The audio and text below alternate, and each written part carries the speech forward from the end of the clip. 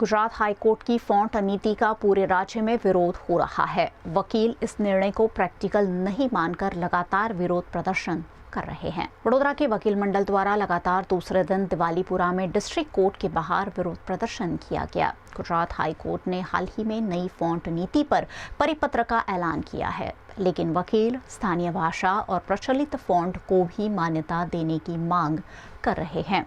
इसी मांग के साथ वडोदरा वकील मंडल के वकीलों ने गुजरात हाई कोर्ट के परिपत्र की होली जलाते हुए विरोध प्रदर्शन किया।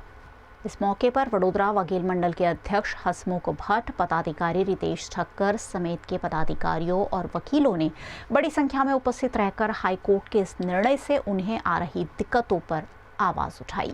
जो हाईकोर्ट ने जो सर्कुलर परिपत्र जारी किया है, वो परिपत्र के अनुसंधान में जो एक परिपत्र है वो काला परिपत्र है।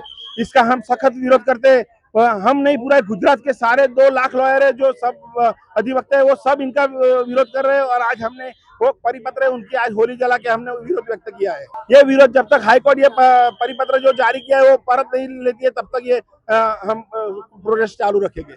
गुजरात हाईकोर्ट द्वारा जे परिपत्र बहार पाडवामां आव्यो तो ए परिपत्रनो विरोध करवा माटे આજનો આ કાર્યક્રમ રાખેલો છે અને એ પરિપત્ર ને આજે સળગાવી અને ગુજરાત બાર કાઉન્સિલના પરિપત્રનો અમે વિરોધ કર્યો છે।